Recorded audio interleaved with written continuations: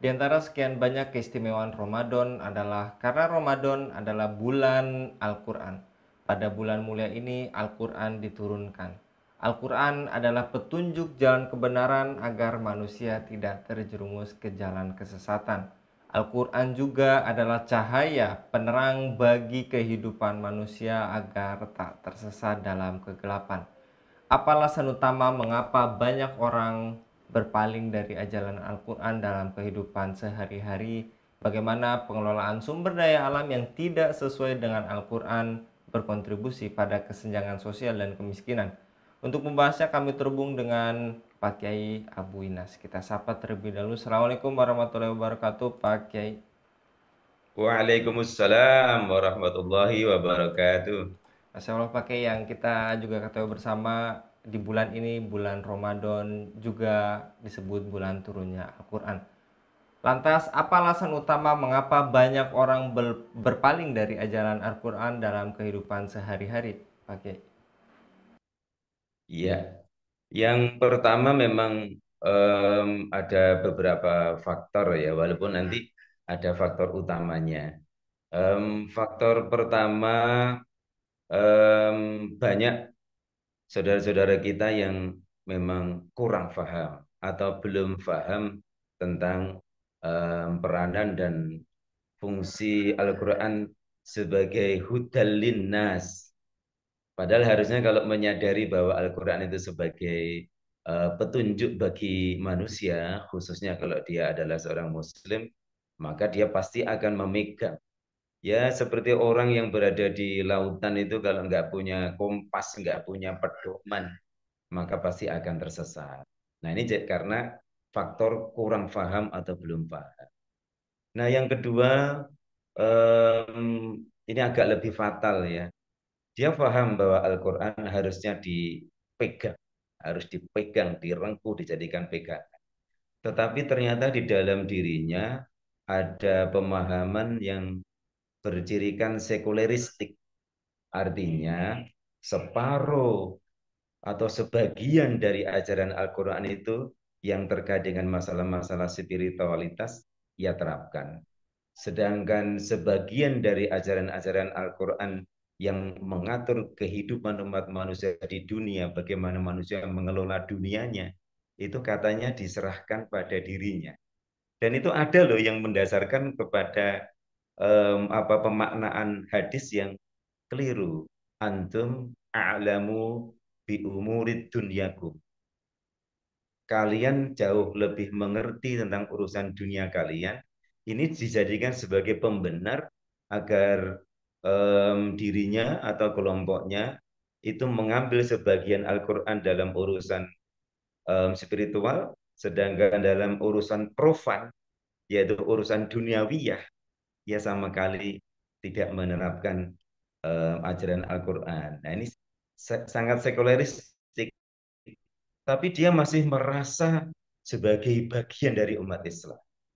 Nah, dan alasan yang paling utama kenapa banyak orang yang mengabaikan atau berpaling dari Al-Quran, karena memang pada dasarnya manusia itu emoh, diatur-atur itu, pengennya merdeka, nggak mau disetir atau diatur dengan aturannya Allah. Nah, inilah sebetulnya jiwa kekufuran yang sebetulnya potensinya itu ada dalam setiap manusia. Namun Mas, sebetulnya masih banyak kaum muslimin yang komitmen pada Al-Quran. Hanya saja kelompok yang komitmen pada Al-Quran yang sebetulnya saya yakin banyak, minimal saya berharap banyak sebetulnya. Cuma apa? Belum semua mereka yang komitmen pada Al-Quran itu mau speak up, ya, mau speak up untuk mengingatkan saudara-saudaranya yang berpaling pada Al-Quran. Kalau kelompok yang sebetulnya komitmen pada Al-Quran ini mau speak up, insya Allah umat ini akan lebih mudah untuk dikembalikan kepada Al-Quran. Ya, lantas pakai pengelolaan sumber daya alam yang tidak sesuai dalam Al-Quran dan nyatanya berkontribusi pada kesenjangan sosial serta kemiskinan. Menurut Pak Kiai bagaimana Pak Kiai?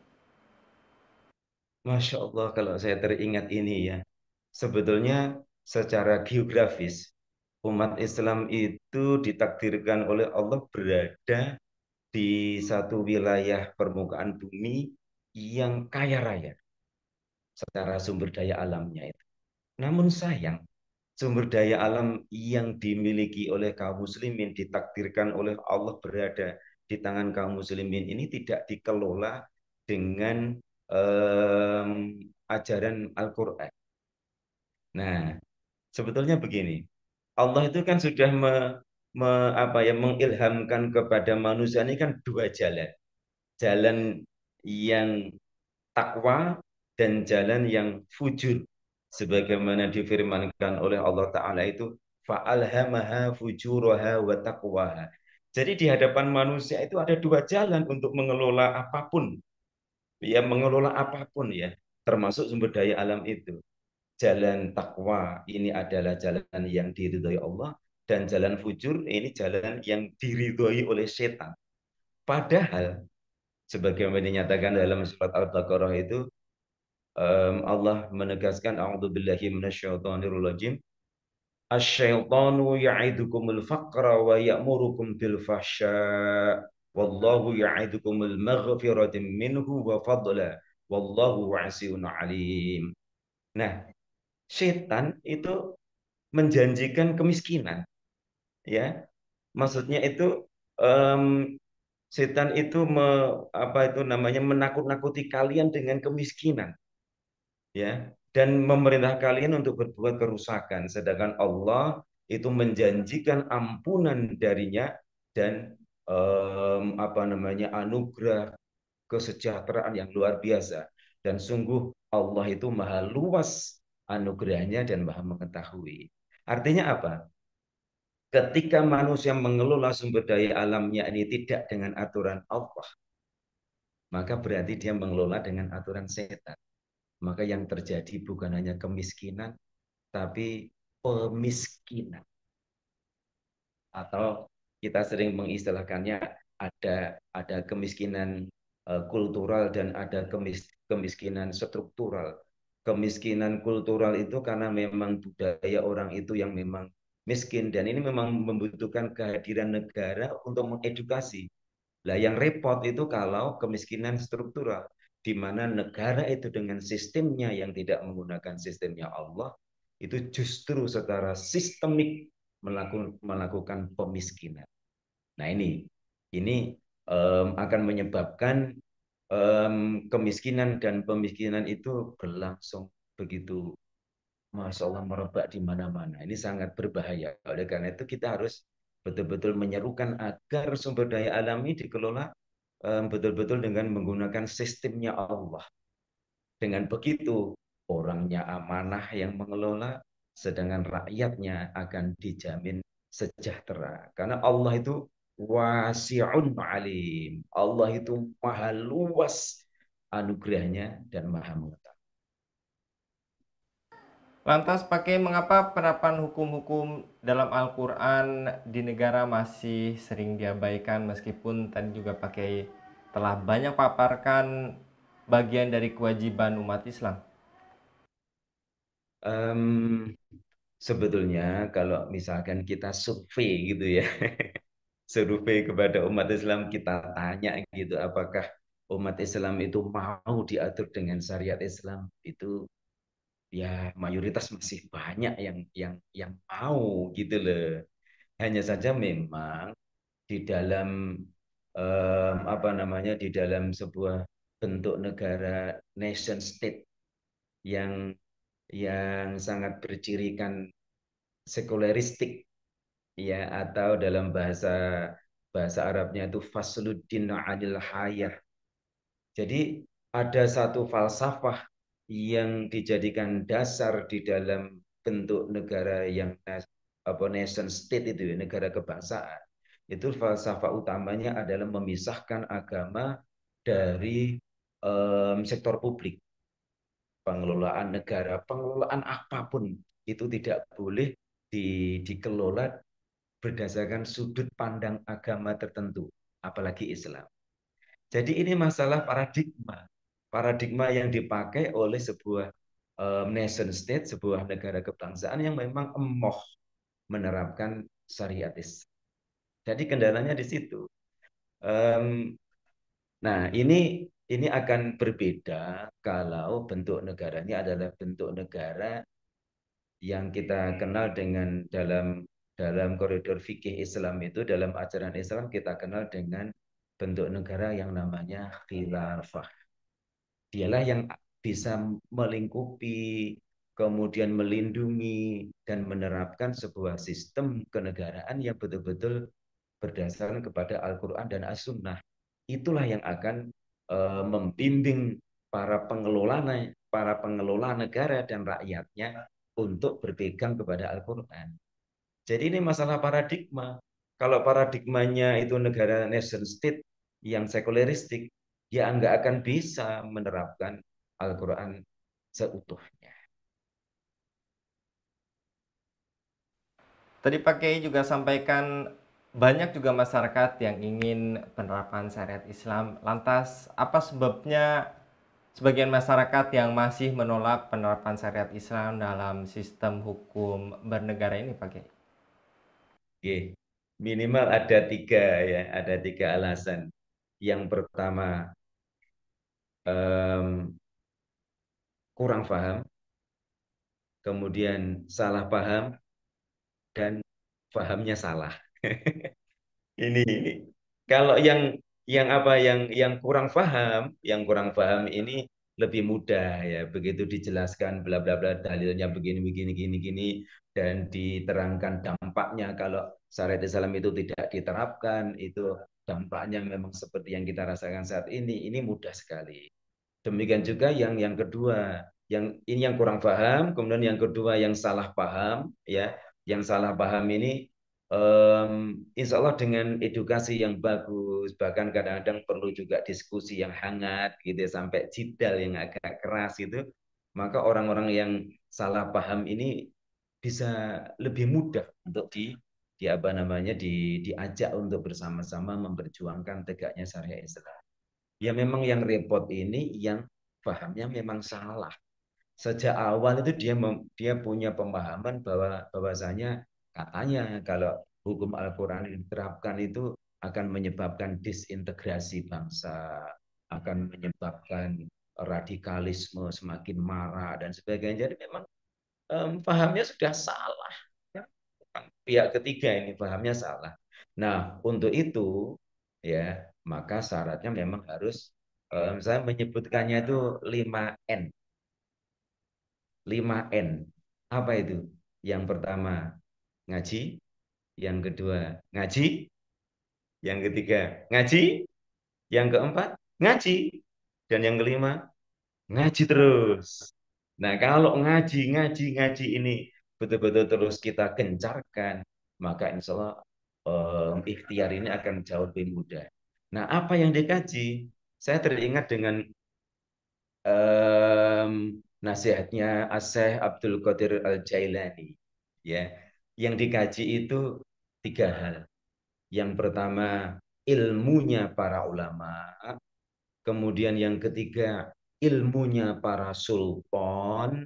Dan yang ketiga, ilmunya para ahli hikmah. Tiga hal ini kalau kita kajikan, maka insya Allah akan menghasilkan orang-orang yang sangat militan.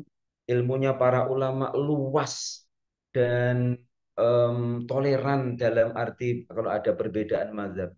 Ilmunya para sultan yang itu sudah banyak sekali ditulis dalam kitab-kitabnya umat Islam, maka kita akan belajar bagaimana mengelola negara, mengelola orang, mengelola sumber daya alam. Itu sudah ada dalam ilmunya para sultan-sultan Islam dulu. Dan yang ketiga adalah ilmunya para ahli hikmah. Para ahli hikmah itu mengajarkan tauhid yang benar harus ditegakkan, yang salah harus dibuang, dan tidak mudah tergoyahkan oleh bujuk rayu dunia.